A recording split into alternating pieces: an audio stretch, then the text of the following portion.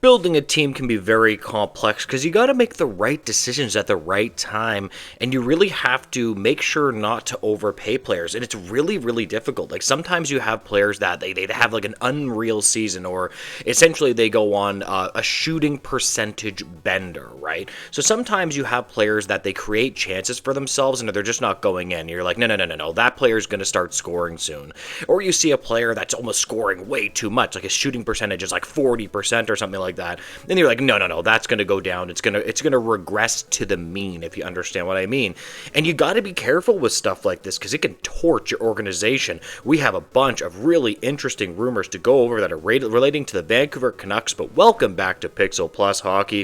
If you could make sure to hit that subscribe button, it would be so greatly appreciated, and thank you so much to those that are already supporting me as well. It is very humbling. And in this video, I want to talk about Kiefer Sherwood, because this player is super, super interesting to me.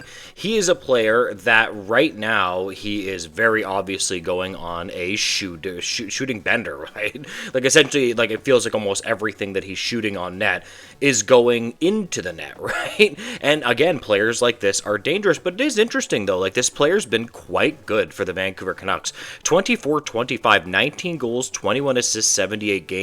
40 points. Now, that's not solidified top 6 numbers, but also he hasn't necessarily gotten too much top 6 time in his career. But now we have 15 games, 9 goals in 15 games. Now, that's not going to keep up, of course, but that's really, really, I mean, it's just quite a bit impressive, but you got to be really, really careful here. Because from what I could find, his shooting percentage right now is actually 36%.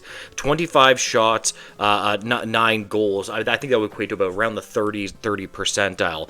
That is a really high shooting percentage, and that will come down to the norm. But this player has been like super, super, super interesting to me. Even if you look at his American Hockey League number, Colorado Eagles, 75 points in 57 games in the American Hockey League. You know, Milwaukee Admirals, 38 points in 42 games. Like, what an interesting player. Produces quite well in the American Hockey League. And then the question is like, what exactly do the Vancouver Canucks do with this player? Because they have a big decision looming on him. And this player is going to be an unrestricted free agent. We have really interesting insider information. Quote, last week, David Pagnotta of the fourth period said that he doesn't see how Sherwood's next contract would be below $4 million annually. And now there's a new development on that front as to what he could get, whether it would be from the Vancouver Canucks or the opening market on Canada Day. The quote continues here. The Vancouver Canucks have not yet spoken to Kiefer Sherwood's camp about an extension, but the price tag is climbing with each passing game. Speaking with various league sources this week, Sherwood's price tag may start with a 5, as in his next AAV may be in the $5 million range if he keeps producing offensively and physically this season, close quote. So you have to be careful with this one, although it is interesting. Like, I actually do quite a bit like Kiefer Sherwood. Like, he's a really, really interesting player to want to keep around. Like, he can score goals, he can make plays, and it's kind of like, how do you let go of your top goal scorer or even a guy that can consistently produce offense? Now, one other thing that I want to draw your attention to here is average time on ice. Now, average time on ice isn't everything, but it is a big predictor of how many opportunities a player gets. Last year, he scored that 19 goals with 14 minutes and 53 seconds. The year before that, 12 minutes. He was essentially, up till this year, just being played like a third-line player, or maybe even less sometimes. This year, he's getting 17 minutes and 43 seconds time on ice. He's getting like relative top 6 ice time in terms of like him just being on the ice.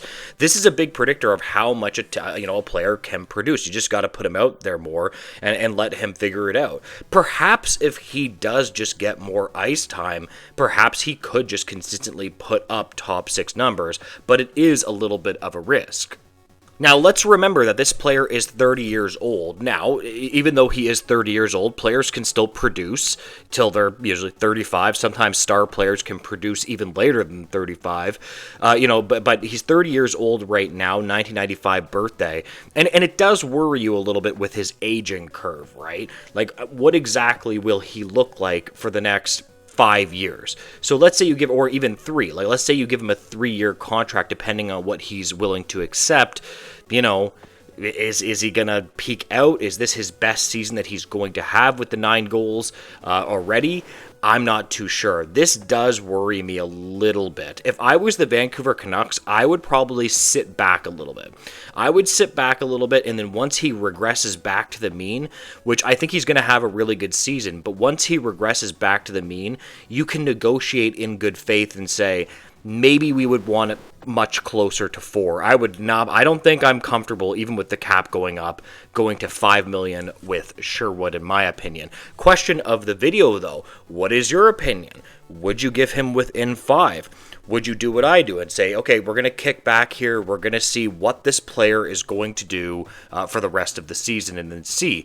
If you do that, though, you risk him going to unrestricted free agency because he's not an RFA, he's an unrestricted free agent.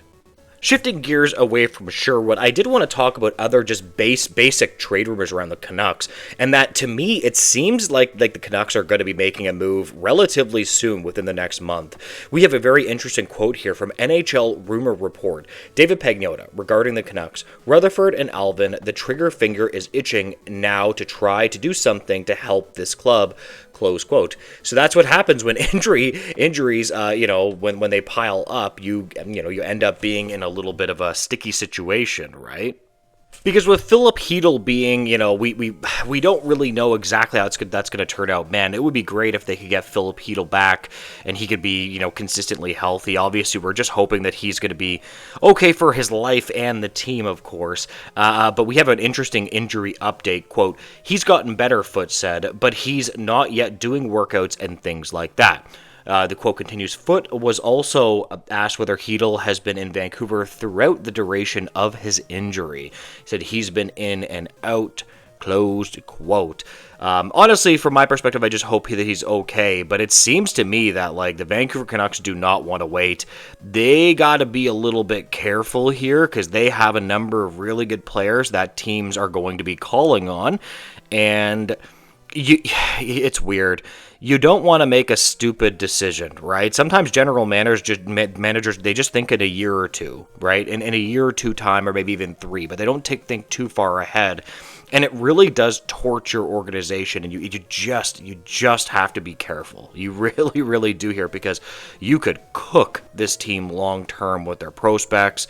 Of course, they're not going to give up Coots or anything like that. Would they consider trading a Mancini or something like that, a Willander? I mean, I don't really know, but I don't know, man. I wouldn't torch this team's future long term. That would be my opinion for a short term fix.